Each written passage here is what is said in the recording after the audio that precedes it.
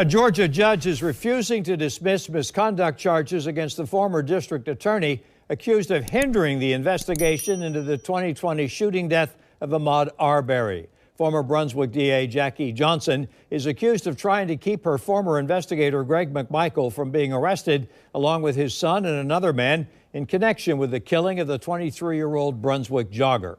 Tarek is joining us. He spoke with an attorney not connected with the case about the judge's ruling and why these proceedings have moved at a snail's pace. Tarek?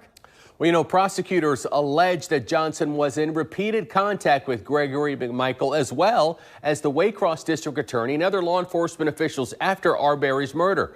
Her lawyers filed motions to have the case dismissed, saying the prosecution doesn't have any evidence against her. But according to court documents, state prosecutors do have evidence for the jury to consider. It was February 23, 2020, when Ahmaud Arbery was shot at close range with a shotgun after being pursued by Travis McMichael and his father, former district attorney investigator Gregory McMichael, and neighbor William Bryan. The trio wasn't taken into custody until this video was released to the media nearly 3 months after the shooting. According to court records, Gregory McMichael made 16 phone calls to his former boss, Jackie Johnson, who was the district attorney at the time, leading up to the release of the video. A judge refused to dismiss the misconduct charges against Johnson on Tuesday, writing in this motion that he heard and considered the evidence and arguments presented. News4Jax spoke with attorney Belkis Plata, who's not associated with this case, who explains why the phone calls made to Johnson could be problematic. I think the frequency of the calls and the length of the call shortly thereafter, after this incident, are what is going to allow the prosecution to make the argument. She was in constant communication with them. She's trying to cover this up. While Johnson's case has moved at a snail's pace, Arbery's killers have been convicted and sentenced in state and federal courts.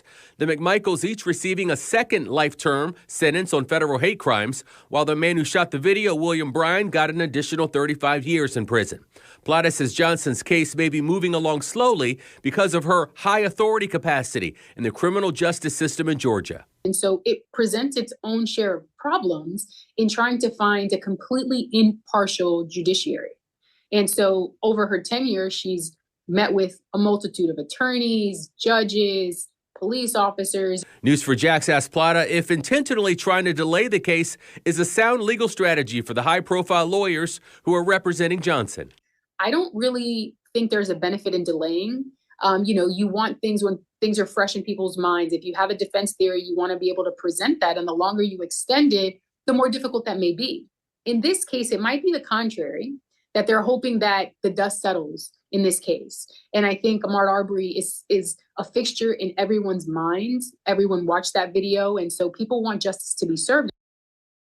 Now, lawyers say without that video, it's likely no one would have been held accountable for what happened to Ahmaud Arbery, and his story never would have been told. Johnson has pleaded not guilty and denies any wrongdoing in her case. Her arraignment date still has not yet been set.